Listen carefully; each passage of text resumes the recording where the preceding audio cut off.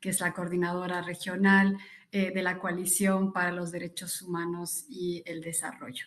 Bienvenidos panelistas, les agradecemos mucho por su presencia. Lo que vamos a hacer ahora es que voy a darles algunas preguntas, unas preguntas para que puedan darnos su reflexión, sus comentarios justamente en torno a los bancos multilaterales y en este caso en particular del BID. Recordarles que tienen 10 minutos para realizar sus intervenciones y después vamos a abrir el espacio para recibir preguntas del público y también devolverlas a nuestros panelistas para que puedan compartirnos y darnos su reflexión. Entonces, me gustaría continuar la sesión y darle la palabra a Graham Watkins. Si está aquí con nosotros, Graham, bienvenido. Solamente quiero verificar que estés con nosotros. Sí, estoy. Excelente, bienvenido, muchas gracias.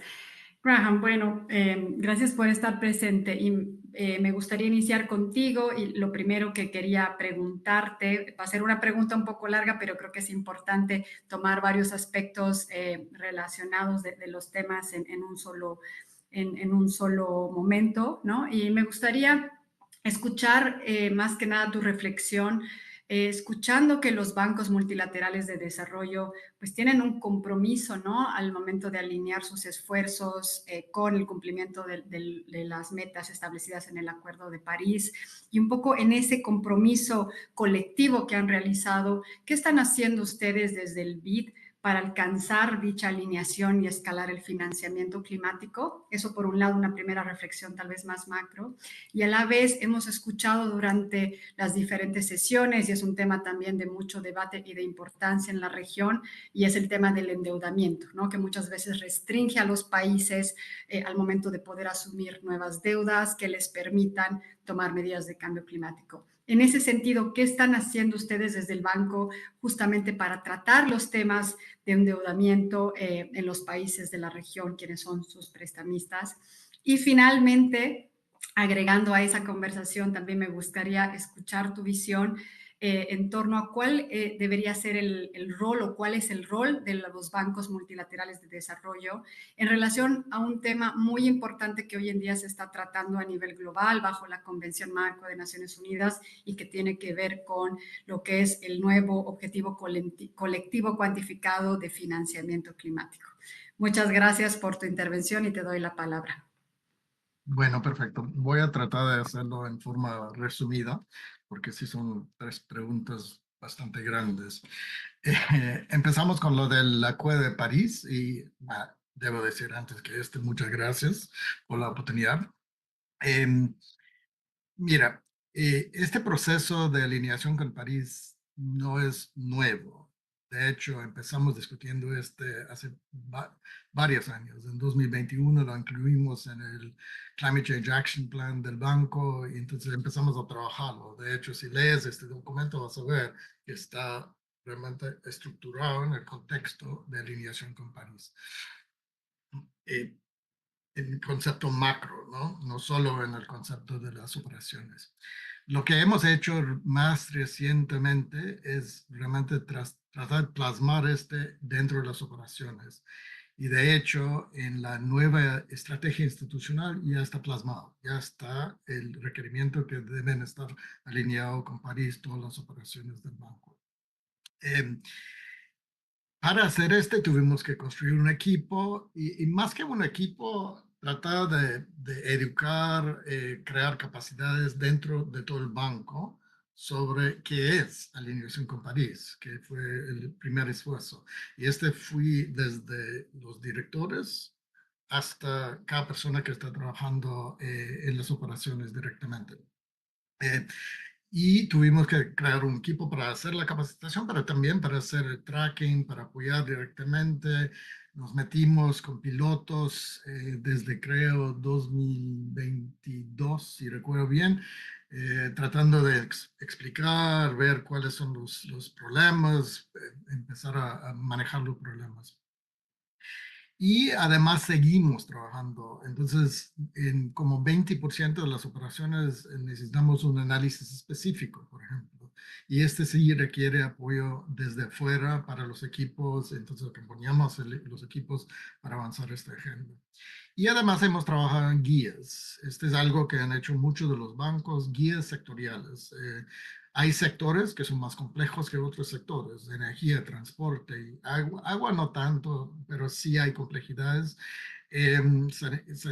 Saneamiento, agricultura en particular es complejo, y los intermediarios financieros, empezamos con estos, pero este año hemos también hecho guías, que todo este es público también, y si interesa a la gente se puede comentar, estamos muy abiertos porque estamos aprendiendo mientras hacemos. Cosas de información, comunicación y tecnologías, este es otro grupo que estamos haciendo o hicimos el guía este año, industria y edificios, por ejemplo, cuáles son los estándares que debemos estar utilizando. El valor agregado de estos guías es que en estos trabajamos con los sectores, entonces avanzamos la discusión, la capacitación con los sectores, pero también podemos escuchar de afuera, ok, pensamos que deben estar haciendo este y no este. Y es un proceso de cambio. Tengo que decir este dentro del mundo. Lo interesante es que recién terminamos, recién hace una semana, la auditoría de este, pero hicieron una auditoría interna de Climate Finance y de Paris Alignment. Y este fue interesante porque sí estamos haciendo lo que dijimos que debemos estar haciendo, pero tenían recomendaciones de mejoras. Eh, entre los cuales incluyen que debemos mejorar estos guías, algunos de los guías, y tienen sugerencias para hacerlo, etcétera, etcétera. Debemos enfocar mucho más en intermediarios financieros y si estamos utilizando lo que se llama el counterpart approach o el use of proceeds. Entonces, para el counterpart approach es trabajar con los intermediarios directamente, es crear capacidades con ellos, que es bastante trabajo y requiere mucho esfuerzo, muchos recursos, ¿no? Otro comentario que quiero meter en este es que también habíamos discutido mucho el vínculo entre qué haces en una operación y qué haces por las políticas del país. Hay ejemplos en los cuales no se puede alinear la operación porque no existe la política dentro del país de alineación con París. Entonces falta un elemento súper importante. Cuando identificas estos, lo que nosotros llamamos transition gaps en inglés, lo que puedes empezar a hacer es ir al gobierno y empezar a hablar con el gobierno que tal vez podemos trabajar juntos en avanzar esta agenda, que me parece súper interesante. Es algo que ha destacado, por ejemplo, E3G y otros ONGs, que es algo interesante, porque ahí realmente estás empezando apoyar el país para que el país sea totalmente alineado. Eh, Quiero también destacar otra cosita de la alineación con París. Está muy integrado con el proceso de financiamiento climático. Que si empezamos a separar estas cosas y a acercarnos a los equipos, estamos sobrecargando los equipos. Entonces tomamos una decisión muy temprana que trabajemos estos asuntos juntos. No vamos con alineación con París, después con Climate Finance, después con otra cosa para confundir los equipos y sobrecargarles. Entonces, trabajamos todo junto. Y voy a hacer como un comentario que vincula a la última pregunta, pero al mismo tiempo que estamos haciendo líneas con París, estamos incrementando el compromiso con financiamiento climático. Vamos de 30% a 45%, por ejemplo. Y estos, pero funcionan y trabajan juntos. Además que Alineación con París básicamente empuja fuertemente toda la agenda que tenemos en resiliencia climática dentro de las operaciones, que ya fue un requerimiento de política, pero ya está reenforzado por Alineación con París y va más allá, porque ahora se puede analizar cosas mucho mejor sobre mala adaptación y asuntos así. Entonces, en términos generales, yo creo que la experiencia ha sido súper buena. Quiero realmente reenforzar este asunto del vínculo a nivel sectorial entre la operación, pero empezar a mover hacia afuera, hacia lo que se puede hacer a nivel de políticas. Por ejemplo, si estás trabajando en una operación de transporte, súper interesante asegurar resiliencia climática en esta operación, pero súper más impacto si cambiamos como el país hace todo su trabajo en transporte de resiliencia climática, ¿no? Entonces, estos vínculos son súper importantes. Ahora, la segunda pregunta. Independientemente de los países. De hecho, estamos súper involucrados en esta discusión. Hay un High Level Expert Group sobre Debt, Nature y Climate que está avanzando. Creo que vienen a vernos en unas semanas, no recuerdo exactamente la fecha, pero como parte de las reuniones del IMF World Bank. Avinash, que es nuestro, para mejores palabras, envoy, que trabaja, es el asesor especial para el presidente sobre cambio climático, es miembro de este grupo. Entonces, hemos justo estado discutiendo con ellos cómo están avanzando, qué están pensando, etcétera. Y estamos totalmente de acuerdo con algunas cosas que están saliendo. Uno, cambio climático tiene que ser parte del análisis de debt sustainability. No se puede evitar. Ya creo que toda la evidencia, el estudio de Potsdam que salió recién en Nature, que indica que estamos viendo ahora 30% del impacto sobre GDP, ya no se puede evitar esta discusión. Solo lo que está pasando al momento en Florida, que pasó la última semana, cree que están haciendo un costeo de más que 40 billones de dólares.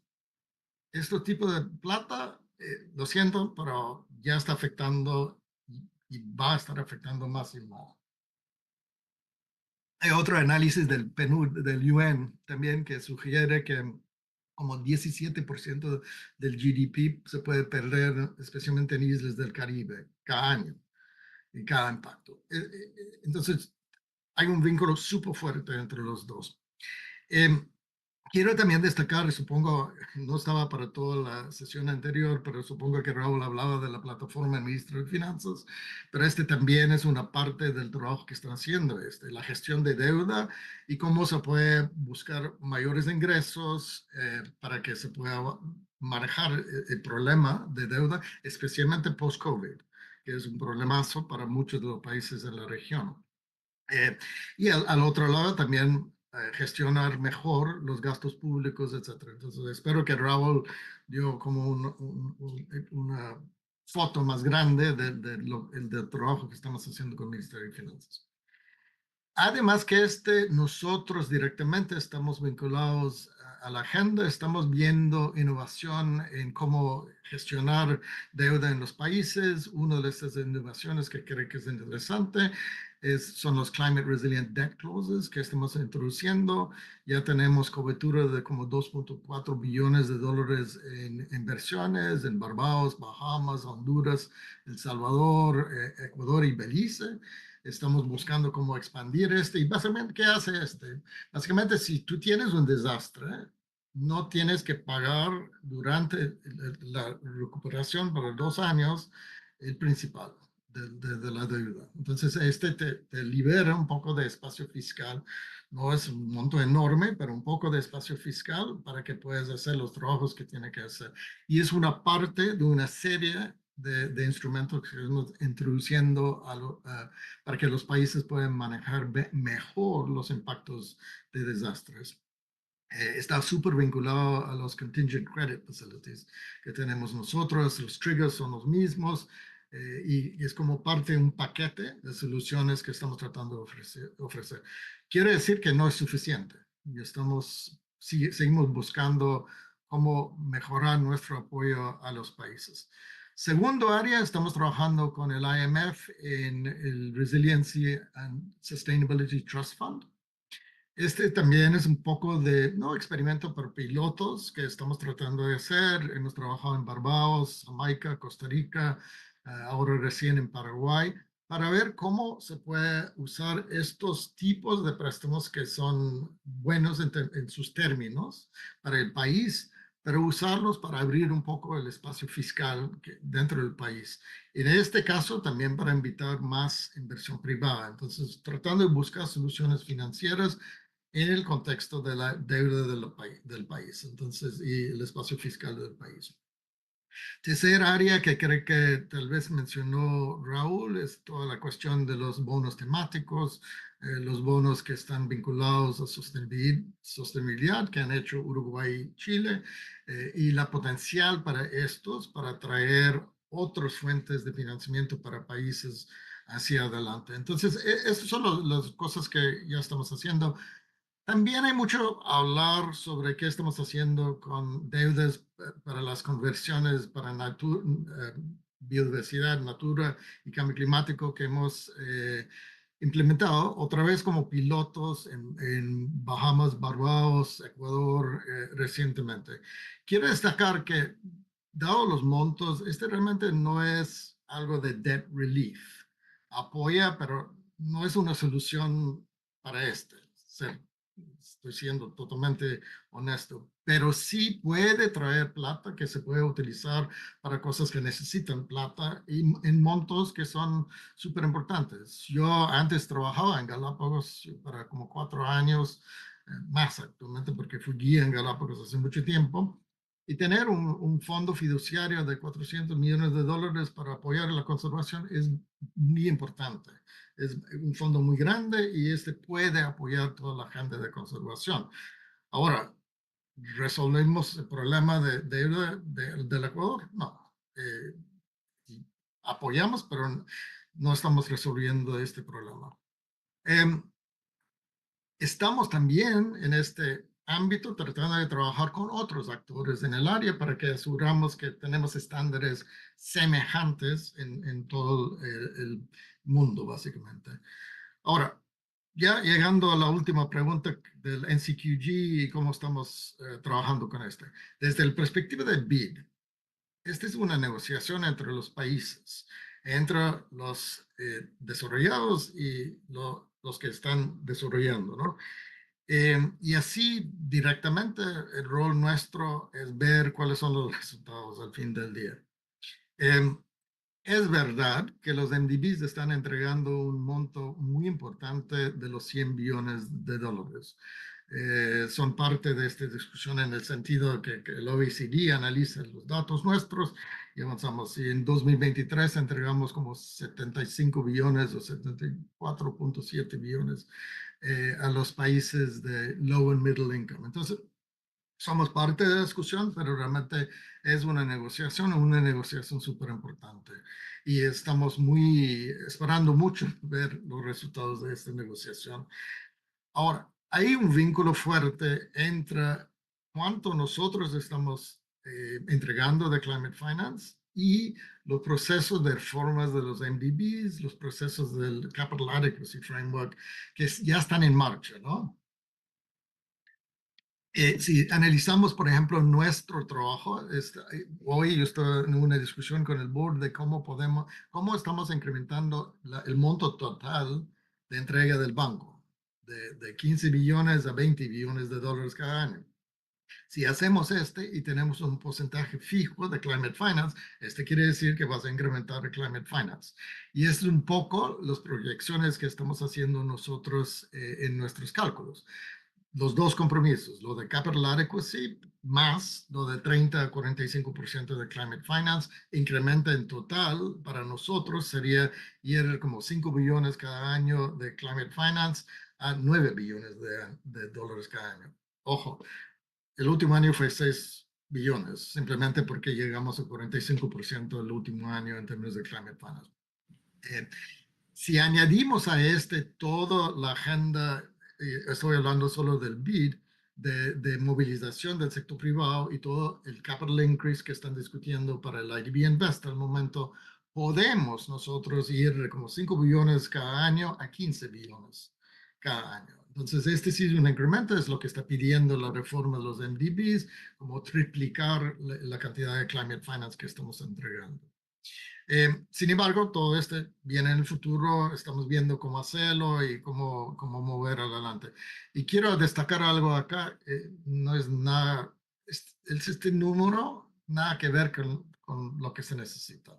Estimamos nosotros que se necesita entre 500 billones hasta 1.3 mil billones. Entonces, siempre tengo problema con el lenguaje, pero mil billones.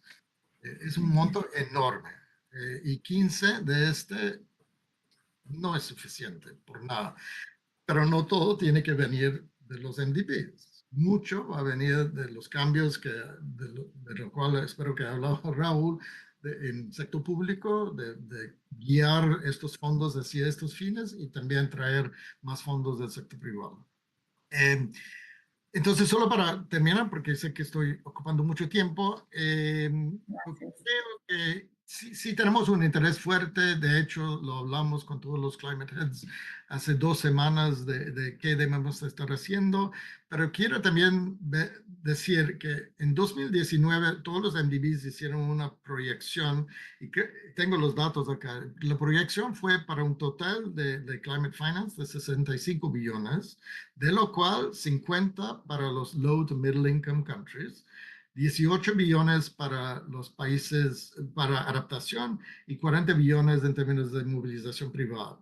Este fue 2019 para 2025.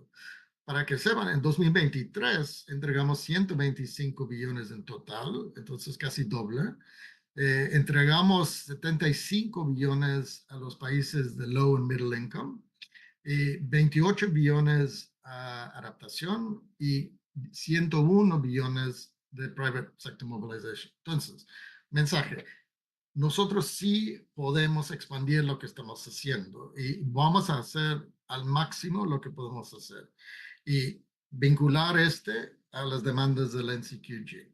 Tal vez se pueda hacer más, depende en los capital increases y otras cosas que están también en discusión. Eh, pero aún no es nada que ver con lo que necesitamos. Necesitamos realmente pensar fuera de la caja y por eso enfocamos mucho en el trabajo con ministerios de finanzas, enfocamos Ujú. mucho en los cambios de políticas que sean sectoriales, finanzas fiscales o hasta los sectores, porque apoya a los países que tienen interés en estos cambios. Los dos cambios son tan claves ahora. Estamos viendo los impactos, hay que manejarlos, no hay cuestión. Efectivamente. Y estamos también viendo el otro lado, que hay una revolución tecnológica verde.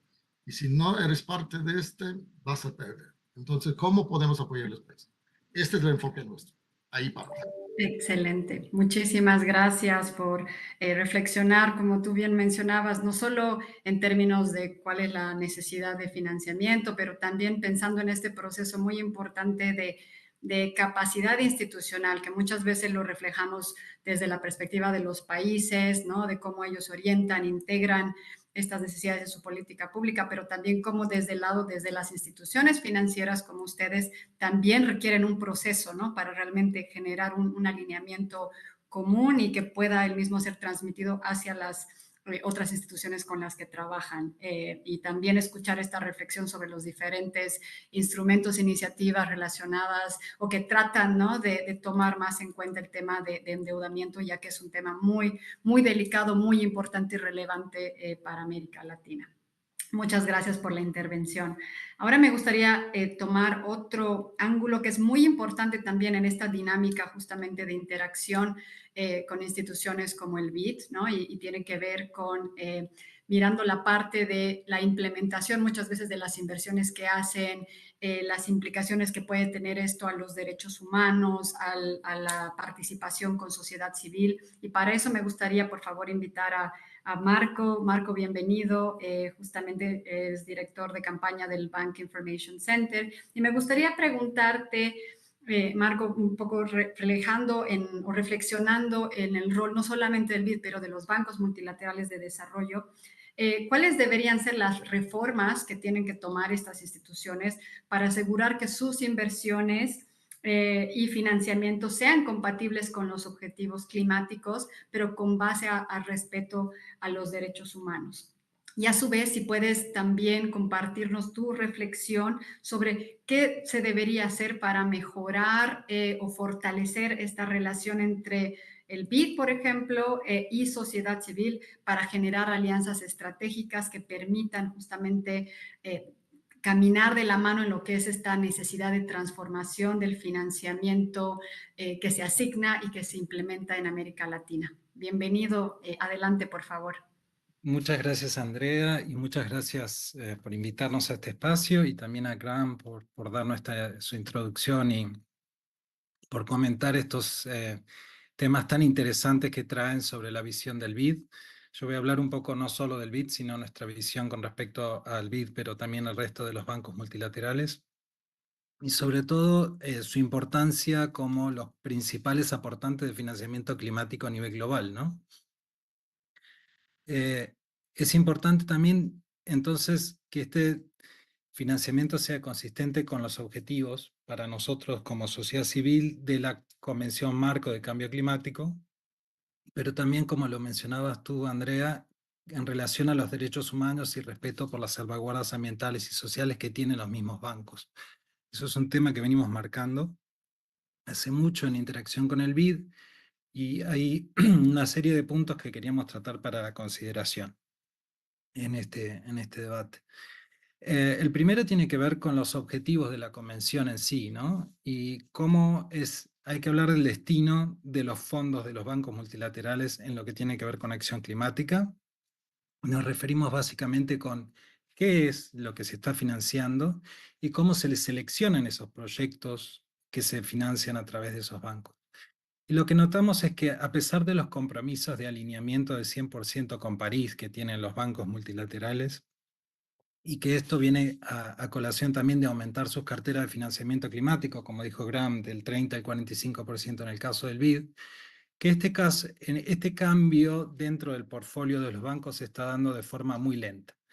Y que a pesar de que hay muchas promesas de compromisos internacionales, quizás vemos que a lo largo de estos años el financiamiento concreto que otorgan estos bancos no ha cambiado demasiado. Un ejemplo concreto quizás es que los bancos de financiamiento siguen financiando proyectos de gas. No es el caso del BID, pero hay otros bancos multilaterales también financian proyectos de petróleo. Y esto se hace ya sea a través de financiamiento directo en proyectos, pero también como asistencia técnica. Bueno, es interesante que esto no parece muy consistente con los objetivos de la Convención de Cambio Climático, ¿no? De seguir financiando combustibles fósiles. En el caso de adaptación al cambio climático, también vemos que muchos de los proyectos parece ser más un requisito formal, un tick on the box, como dicen, que permite continuar con el modelo tradicional de operaciones. Sin embargo, no parece ser un objetivo del diseño de mejorar a los proyectos para que tengan, para reducir los riesgos ante el cambio climático. Por lo tanto, nosotros lo que pensamos es que es importante que los bancos den contenido a esos compromisos, ¿no? Y que brinden metodologías robustas también para la selección de proyectos. Como dijo Graham, el año pasado se aprobaron estas metodologías de alineamiento con París. Sin embargo, vemos que hay un montón de elementos a mejorar, como él mismo trajo, y que las tecnologías que no están alineadas deberían ser eliminadas. Y por eso, y trayendo un poco la discusión sobre el cambio climático, hay algo que quería aclarar, es también entender que cuando hablamos de alineamiento con París, en el caso de los bancos multilaterales, no significa en realidad que colaboran con el cambio climático, que es la acción, o sea, el financiamiento climático, sino solamente que no obstruyen a las estrategias nacionales de compromiso con el cambio climático. Por lo tanto, a veces parece un poco engañoso esta forma de alineamiento con París. Alineamiento para los bancos multilaterales significa que no van en contra. Por lo tanto, como dijo Graham, me parece interesante que se reformulen estas metodologías que están acordadas entre todos los bancos multilaterales, pero en relación a los derechos humanos, nosotros creemos que es importante que la sociedad civil participe de este proceso. Y no queremos participar solamente como un mecanismo de consulta cuando ya fueron diseñadas y muchas veces se trae como para una validación o para una corrección de último momento, sino participar activamente de estas metodologías. Como hablamos de derechos humanos, también me parece importante en esto que tiene que ver con la formulación de los proyectos, es importante que mejore quizás en el caso de los bancos multilaterales la capacidad de las personas y las comunidades para participar de estos procesos de formulación de forma significativa en el momento de los proyectos. Y esto en nuestra región está enmarcado en procesos amplios como el Acuerdo de Escazú, que establecen determinadas obligaciones, en el caso de eso de los países, pero que BID indirectamente debe también adoptar, de participación de la sociedad civil en estos mecanismos. Voy a traer dos puntos más para esta primera pregunta. Uno, en cómo se puede mejorar también el tema de la contabilización de los fondos climáticos, o sea, la rendición de cuentas y el acceso a la información. Los bancos multilaterales actualmente consideran como co-beneficios los aportes que los proyectos hacen en términos de mitigación y adaptación. Por ejemplo, si hay un proyecto de electrificación de transporte, hay un co-beneficio para la reducción de los gases de efecto invernadero que se emana de la reducción de de la mejora de la eficiencia del sistema. Sin embargo, la información que generan los bancos de los proyectos es generalmente a nivel agregada. Como dijo Graham, hay un esfuerzo por estandarizar las metodologías, también en el caso de la información de la acción climática. Sin embargo, muchas veces la información que llega son, bueno, mejoramos del 30 al 45%, como dijo Graham, pero los bancos a menudo fracasan en proveer una información detallada de los proyectos y de cuánto están aportando realmente a nivel de proyecto o de subproyecto. Y hay un ejemplo muy concreto, que es el caso de los préstamos basados en las políticas, que actualmente representan alrededor del un cuarto o un tercio de los préstamos de los bancos de financiamiento, y que inclusive los mismos funcionarios de los bancos admiten que por la complejidad de cómo es el sistema y que estos fondos son asignados de forma directa a los gobiernos, es muy difícil realmente saber a ciencia cierta si realmente están haciendo una contribución verdadera a la acción climática. Por lo tanto, hay dos cosas. Entendemos que es difícil, pero es un desafío que hay que hacer. Y que también pensamos que esas contribuciones que están haciendo los bancos multilaterales pueden incurrir en sobreestimaciones porque no está muy claro que esos datos realmente sean robustos. Eh, y un punto más sobre esta primera pregunta es el que tiene que ver con y el más importante quizás en relación a los derechos humanos, tiene que ver con el cumplimiento de las salvaguardas ambientales y sociales. O sea, todos los bancos todos los bancos de financiamiento tienen un marco ambiental y social, un marco de políticas, y son obligaciones que tienen que cumplir los bancos para sus proyectos, ¿no? Y entendemos que actualmente en nuestra región, en Latinoamérica, existe una tensión quizás entre las necesidades a nivel global de lo que marca la transición energética, las necesidades de financiamiento climático y las consecuencias que está enfrentando nuestra región a nivel local. Y también el respeto de los derechos de las comunidades donde se desarrollan los proyectos para alimentar esta transición energética a nivel global. Lo que pensamos es que obviamente desde la sociedad civil queremos que se asignen recursos para energías más limpias y sostenibles como las energías renovables, pero siempre que estos proyectos no generen vulneraciones de los derechos de las comunidades. Vemos sobre todo en el caso en el BID, pero en otros bancos multilaterales, que cuando interviene el sector privado y la responsabilidad del banco es el supervisar el cumplimiento de las salvaguardas ambientales por parte de los privados, que muchas veces hay muchas dificultades en ese sentido. En eso estuvimos trabajando con Vic y con otros actores de nuestra coalición, en el caso del litio en Argentina, que fue muy ilustrativo, donde BID Invest y el IFC otorgaron empresas a mineras en el norte de Argentina para promover su desarrollo, el desarrollo del sector minero, pero sin embargo hubo un incumplimiento clarísimo de las normas de desempeño, con débiles procesos de participación, problemas en las evaluaciones de impactos acumulativos, o sea que generó inclusive problemas a nivel del sistema legal dentro de Argentina.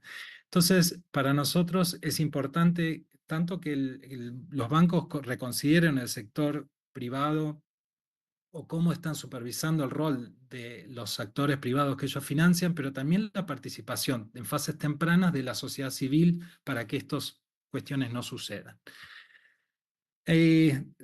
Paso entonces a la segunda pregunta. Entonces, con respecto al fortalecimiento de cómo el BID, nosotros creemos, y eso sí, estamos de una forma, somos positivos, sobre todo porque estamos acá sentados juntos y creo que es algo valioso. Vemos que desde hace tiempo que muchas de las organizaciones de la región, nosotros hemos conformado un grupo que se llama el IDB Working Group, o sea, el grupo de trabajo del BID, y venimos haciendo incidencia con el BID hace varios años, justamente para abrir espacios de la sociedad civil y de las comunidades impactadas. Y lo que vemos es que hay un cambio de cultura dentro del BID y la actual administración ha demostrado una muy buena voluntad de abrirse.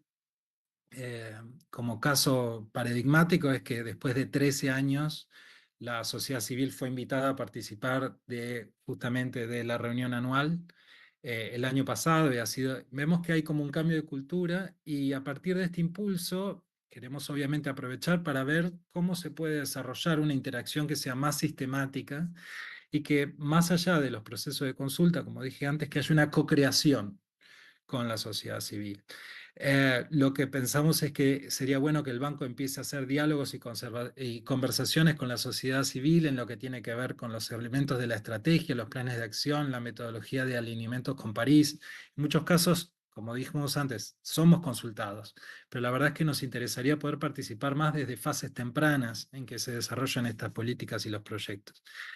Y a nivel de proyectos sucede algo bastante similar. Desde la sociedad civil pensamos que podemos aportar para mejorar su efectividad y la eficiencia de muchos de esos proyectos. Como dije, el caso del litio, por ejemplo, si hubiéramos participado de fases tempranas, se reducen los costos, se mejora la eficiencia, se reducen los riesgos posibles de cada uno de los proyectos.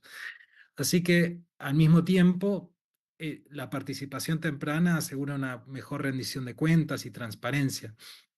Entonces quiero dejar con esa nota positiva para devolverla a Graham, que vemos un cambio, vemos algo muy positivo y vemos que ahora es quizás un momento para sistematizar más sobre este nuevo impulso que el BID está promoviendo. Muchas gracias. Muchas gracias a ti, Marco, por esta reflexión. Creo que traes elementos muy importantes sobre la mesa, ¿no? Como bien tú lo decías, la importancia de la participación, pero no cualquier participación, sino una participación temprana en documentos estratégicos que justamente permiten moldear, ¿no? Como las instituciones, en este caso los bancos multilaterales, van a tomar decisiones financieras, pero también la necesidad de acceder a mayor información relacionada a las inversiones, ¿no? Y como sociedad civil puede jugar un rol fundamental en facilitar y hasta reducir los costos asociados a posibles, muchas veces falta de información o muchas veces, ¿no? Información que es relevante y valiosa para poder decidir sobre estos procesos. Y también claramente la importancia de las salvaguardas socioambientales que de alguna forma dan un marco ¿no? Estructurado de cuáles son estos estándares, estos lineamientos que las instituciones, los países, los diseñadores de proyectos tienen que cumplir para garantizar justamente el cumplimiento con la política socioambiental. Gracias por estos comentarios.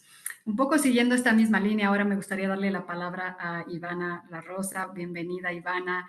Y para seguir profundizando justo el tema de la participación justamente de las comunidades vulnerables, ¿no? Entonces, me gustaría escuchar tu reflexión en torno a cuál debería ser la forma en la cual las instituciones financieras multilaterales, como es el caso del BID, pueden ser más inclusivas y respetuosas de los derechos humanos al momento de financiar proyectos, inversiones que van a tener de alguna forma algún impacto en las comunidades vulnerables de América Latina. Y a la vez, si nos puedes contar sobre la Coalición por los Derechos Humanos y cuáles son las recomendaciones justamente que ustedes traen, ¿no? A instituciones como el BID en el marco de la lucha contra el cambio climático y la protección a la naturaleza. Bienvenida, Iván, adelante. Muchas gracias, Andrea. ¿Se me escucha bien? Te ¿Sí? escucha bien, Bueno, adelante. perfecto. Muchas gracias a GIFLAC, a todos y a todas por invitarnos también. Bueno, y gracias a mis compañeros de panel por los puntos. Con Marcos hacemos parte justamente de este grupo de trabajo sobre el BID, que reúne a muchísimas organizaciones de distintos países de la región y el trabajo con las comunidades. Así que también venimos siguiendo de cerca las operaciones, el trabajo del banco y, bueno, haciendo aportaciones concretas como también mencionaba Marco. Pero entonces, un poco para aportar y no repetir o reafirmar quizás algunas de las cuestiones que ya Marco traía, nosotros entendemos que, bueno, primero que nada, desde la visión de los derechos humanos y este marco, creo que es siempre importante remarcarlo, ¿no? Y acá me gustaría hacer un vínculo incluso con el panel anterior, donde se hacía justamente este énfasis, ¿no? El marco de derechos humanos es un marco vinculante, que significa que hay unas obligaciones legales detrás de estos marcos acordados internacionalmente, que obviamente los estados son los primeros sujetos obligados a cumplirlo.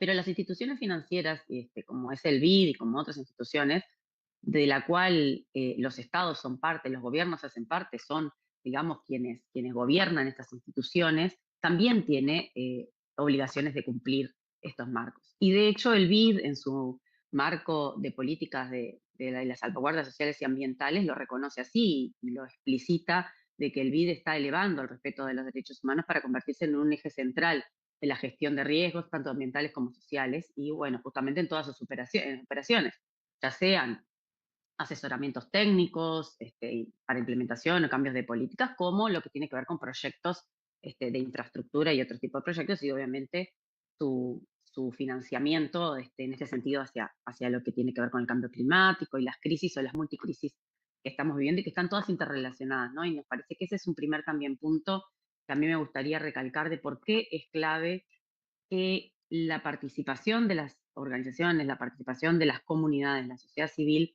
es, como decía Marco, no solo algo a lo cual tenemos derecho y que obviamente el banco tiene que seguir facilitando y ampliando, sino que es, digamos, una de las formas de garantizar un desarrollo sostenible y que las operaciones, que las inversiones tengan un impacto positivo. Porque de hecho, cuando no sucede así, y lamentablemente tenemos muchísimos ejemplos, los impactos no solo son negativos para las comunidades, para las personas en los territorios, que es la primera preocupación que tenemos desde la coalición y de los grupos que trabajamos también en el monitoreo, pero también tiene impactos negativos en el uso de en los recursos tanto públicos como aquellos que se apalancan desde el sector privado.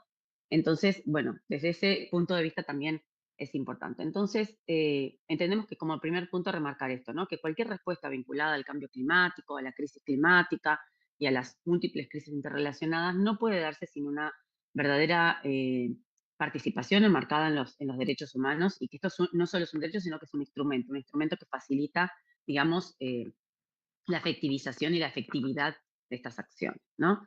Por otro lado, nos parece que si bien el alineamiento, como hoy mencionamos, bueno, en esta sesión estamos conversando, el alineamiento a París y a metas globales, no puede darse descontextualizada de donde las apliquemos, ¿no? No podemos pensar en llegar a metas a costa de cualquier acción en el territorio. Nosotros, lamentablemente, vivimos en una región que se ha caracterizado históricamente por una explotación de un punto de vista extractivo con las personas y con el planeta y con la naturaleza, ¿no?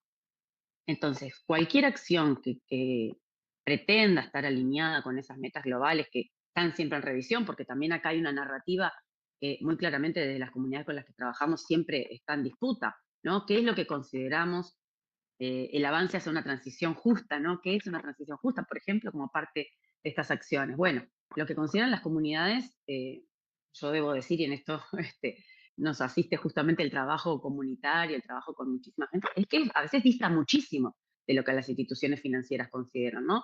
Porque pueden cumplir ciertas metas, pero cuando vamos a los territorios hay impactos acumulados, como mencionaba Marcos, hay proyectos que se aprueban sin realmente tener una evaluación de impacto ambiental desde esa perspectiva, aunque a veces cumplen estándares legales, ¿no?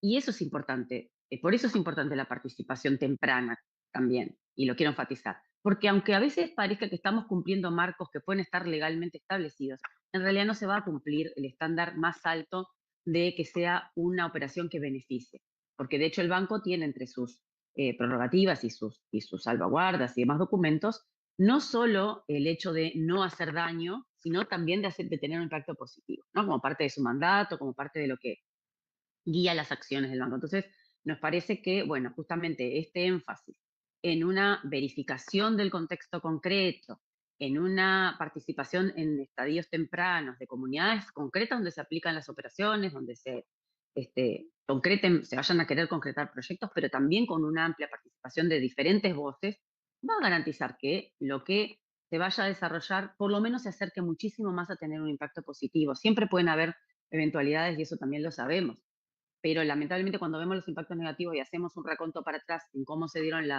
digamos, la génesis de las situaciones, nos encontramos que no hubo una verdadera participación escuchando las voces. Y en ese sentido, insisto, que muchas veces se quiere cumplir y se avanza, pero se dan situaciones que en la cadena de quienes intervienen, ¿no? El banco, cuando está tanto aportando hacia un cliente que puede ser un Estado o un cliente que puede ser un privado, tiene que realizar su diligencia debida de, bueno, verificar una serie de cuestiones en el contexto donde se va a implementar esta operación. Y el banco cuenta, y en ese sentido también lo hemos remarcado con los grupos que trabajamos y con las organizaciones de la coalición, el BID cuenta como Banco de Desarrollo realmente con estándares altos, con bueno, el marco de políticas, como decíamos, sociales y ambientales, con notas técnicas también, por ejemplo, en temas de represalias y de la situación de defensores y defensoras. El banco reconoce entre su marco de políticas al acuerdo de Escazú y lo que contiene el acuerdo de Escazú. Entonces, en ese sentido, creemos que son avances muy importantes, porque que eso esté en la normativa que reconoce el banco, sin duda es importante. Pero también es importante mencionar que a veces, con mucha frecuencia, vemos que desde lo que contamos en lo escrito y en los estándares de los manuales, a cómo se implementa en la realidad, hay una brecha. Y en esa brecha donde se juega, y me atrevo a decir acá contundentemente, también la vida de las personas, porque también vemos casos muy, muy terribles cuando hay ataques directos a defensores.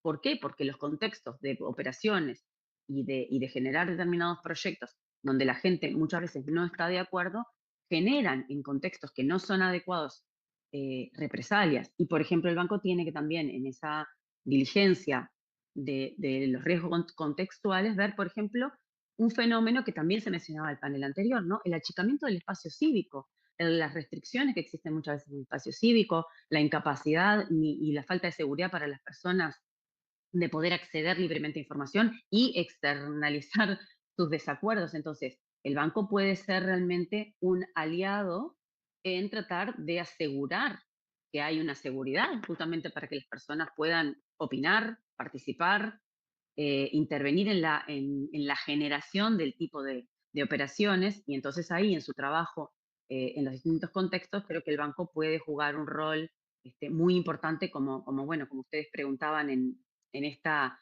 pregunta guía de alguna manera, ¿no? ¿Cómo puede el banco ser más inclusivo? ¿Cómo puede ser más respetuoso? Bueno, obviamente en este trabajo muy directo con los contextos, alineándose con lo que ya tiene establecido entre sus normativas, pero asegurándose que el trabajo con los clientes, esto se da, ¿no? Y hoy Graham comentaba algo que a mí me parece clave, en esto de, bueno, sí, generar formación, entrenamiento, no solo para que los clientes y toda la cadena del banco que interviene esté alineado, obviamente, al Acuerdo de París, a las metas globales, pero sí también alineado a cómo se trabaja con la sociedad civil, a cuáles son los impactos que pueden generar y que ya han generado, y tener esas lecciones aprendidas que también nos consta por conversaciones con el banco. El banco está haciendo una revisión permanente de lo que ha salido mal y cómo se pueden evitar esas situaciones. Entonces, bueno, entendemos que en esto del trabajo hacia las respuestas, en el contexto del financiamiento climático, la respuesta al cambio climático y, como decía, las multicrisis, bueno, es clave también abordar y utilizar los saberes que se generan desde la sociedad civil, desde las comunidades, ¿no? Nosotros entendemos que hay una narrativa, una construcción de conceptos que son claves para enmarcar las acciones, ¿no? Por ejemplo, en esto que mencionaba Marco, y justamente algunos de los ejemplos que Marco traía y que nosotros obviamente como trabajamos en colectivo los tenemos, porque muchas de las organizaciones que hacen parte de nuestro grupo de trabajo son las que directamente están trabajando con las comunidades en Argentina, en Chile, en Uruguay, en distintos países. Bueno, hay una disociación muchas veces, ¿no? De lo que las comunidades quieren y el desarrollo que las comunidades están visionando para su territorio y lo que es impuesto desde arriba. Entonces, ahí hay un llamado de atención que creo que el banco tiene que escuchar, ¿no? Y la conceptualización de lo que son las llamadas zonas de sacrificio que las comunidades tanto han mencionado es una conceptualización muy importante, porque implica entender lo que supone que a veces por alcanzar una meta global se sigue abonando una visión extractivista, una visión que favorece históricamente a quienes se han favorecido, un norte global a expensas de recursos del sur global, y no podemos seguir permitiendo que eso suceda. Y se debe ser parte activa de esas discusiones, y creo que, obviamente, reconociendo los roles que tiene cada actor, ¿no? Un banco como el BID o otros bancos de desarrollo multilaterales tienen un rol, y justamente hay otro rol que tiene la sociedad civil, y permitir una mejor participación va a abonar a estas voces que tengan un lugar importante. Y no es que el banco tiene que tener la misma voz de lo que dice la comunidad, pero tiene que abonar a que las comunidades estén presentes en estas discusiones. Y ahí puede tener un rol, volviendo a esto, ¿no? De generar unas discusiones mucho más significativas e inclusivas. Y bueno, y también que los países y los estados y los gobiernos rindan cuentas y las instituciones financieras rindan cuentas en función de lo que se quiere en los territorios. Y yo creo que, bueno, que teniendo esa capacidad de asegurar que se cumplen y se implementan sus propias normativas, salvaguardas, evitar esta imposición de los modelos de desarrollo que buscan alinearse pero que no están contextualizados muchas veces, y respondiendo ya a lo que ha pasado y a las cosas que han salido mal para mejorar la implementación, creo que ahí ya hay un camino que el banco tiene que seguir avanzando para mejorar estas situaciones.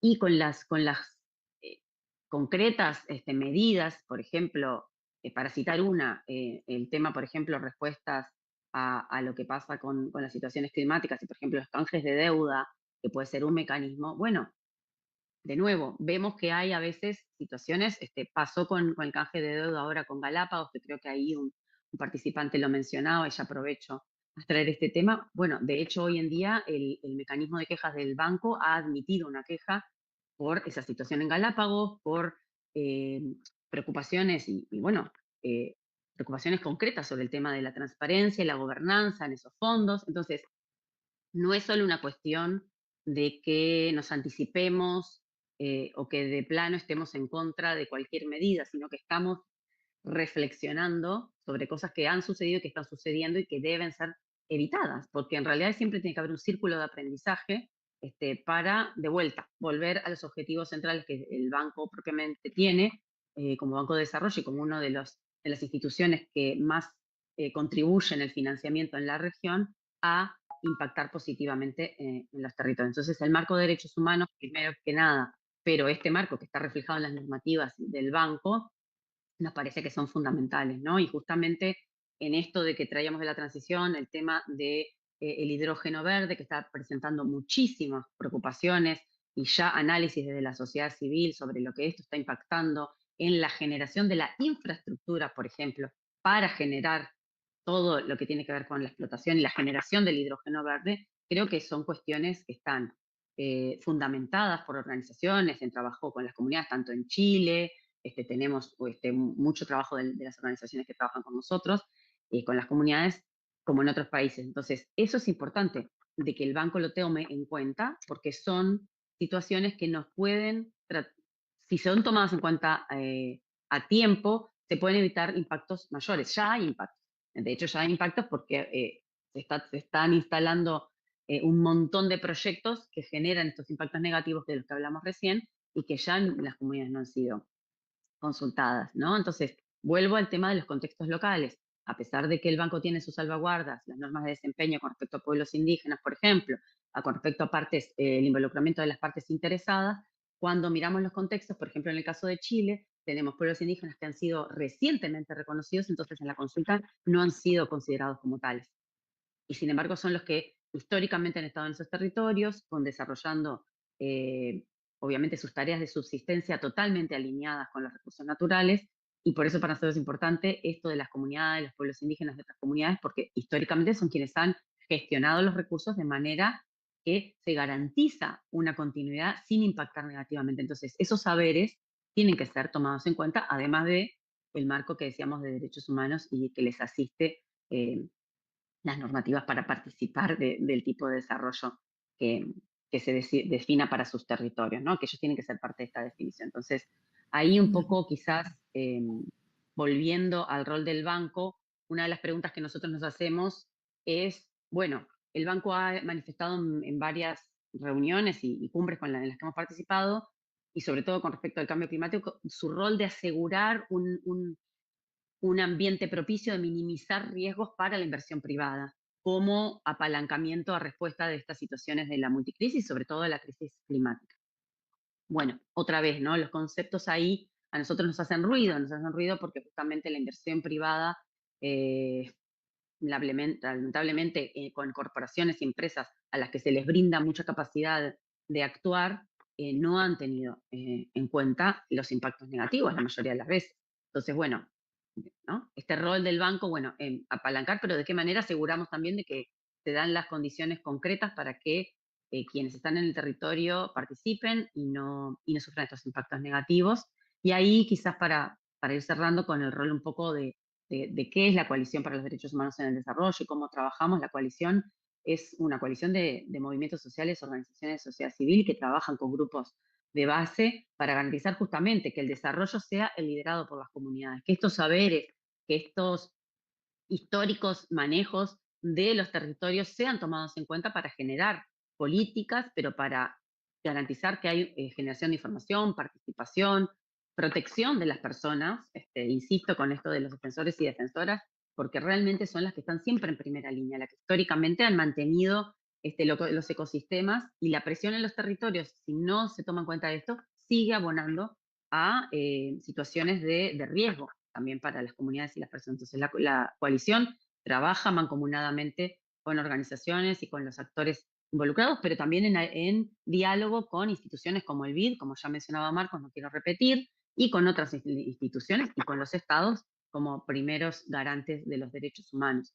Entonces, bueno, a través también de este grupo que tenemos con las organizaciones en nuestra región, si bien la coalición es una coalición global, en nuestra región hacemos parte del grupo de trabajo sobre el BID, y bueno, tenemos esta interacción, hemos tenido apertura y creemos que hay que seguir por ese camino, pero teniendo cambios también en el día a día de estas gestiones y asegurándose que el banco eh, maneja todas estas cuestiones para garantizar que la participación y la consideración de estos saberes y estas conceptualizaciones es útil para la institución, que en definitivamente tiene que ser útil para las comunidades de los países de la región, porque esa es la misión también de esta institución.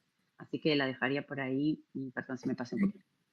Excelente, muchas gracias, Ivana, por esa reflexión. Creo que traes sobre la mesa un tema muy importante, ¿no? Recordarnos de que cuando hablamos de derechos humanos, pues hay un marco regulatorio existente, internacional, nacional, regional, ¿no? Que es importante tomar en cuenta, pero también sobre la importancia de trabajar con todos los actores de la cadena, ¿no? Que interactúan con instituciones financieras, la importancia de trabajar con los actores locales y para un poco promover estos enfoques bottom-up, como les llaman, ¿no? Al momento de diseñar soluciones climáticas, pero que cuenten con el financiamiento que está siendo movilizado.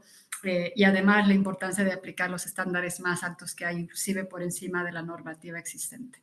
Muchas gracias por eso y muchas gracias a todos los panelistas por sus reflexiones. Lastimosamente estamos ya sobre el tiempo. No vamos a poder leer las preguntas que nos han hecho llegar todos los participantes, pero me gustaría darles 30 segundos de última reflexión solamente en torno a lo que han escuchado. Creo que es un panel muy enriquecedor, hay mucho que tomar y seguramente vamos a tener otros momentos, pero 30 segundos para dar un último cierre y así pasamos a la siguiente sesión. Graham, por favor, si quieres iniciar. Gracias. Ok, voy a tratar de utilizar 30 segundos y responder un poco a algunos de los comentarios. Totalmente de acuerdo que la selección de operaciones de la actividad es la clave. Lo que estamos encontrando, que creo que es súper importante, es que más y más los países están pidiendo. Hay demanda. Es súper importante. No de adaptación, sí. Hay que hacer proyectos de adaptación, no solo asegurar que los proyectos son resilientes al cambio climático. Participación de sociedad civil total. De hecho, yo tengo una publicación que hace justo este argumento y demuestra que si no involucras a la gente, vas a tener project delays y vas a un problema enorme. Destacar también que los climate annexes incluyen ahora toda esta información en términos de rendición de cuentas, de cómo estamos haciendo los cálculos. Lo de policy lending, súper, súper importante. Tenemos dos ejemplos de este año que creo que son buenazos, que son enfocados en cómo apoyamos los países. Uno de la República Dominicana y otro de Chile recién. Entonces yo creo que hay que analizar estos como el modelo de lo que debemos estar pensando en el futuro. Relación con ESG total, estamos con reuniones semanales con ellos para mover adelante y ahí estamos tocando los asuntos de impactos cumulativos, impactos indirectos, cómo trabajamos juntos. Y finalizar con la pregunta, ¿no? invito a ustedes a leer lo que ha escrito Carlotto Pérez sobre estos tipos de cambios y cuáles son las oportunidades. Ella es una venezolana, pero la o invitamos nosotros, el board, para que hable con nosotros. Súper interesante es que no podemos seguir con lo que hemos estado haciendo antes, solo entregar a la revolución tecnológica mundial los insumos. Lo que tenemos que hacer es añadir valor en los países y asegurar que estos beneficios fluyen a la gente de esta región. Pero creo que falta trabajo, pero este debe ser el enfoque. Ahí, un poco más de... Gracias. Muchas gracias. Marco, adelante, por favor.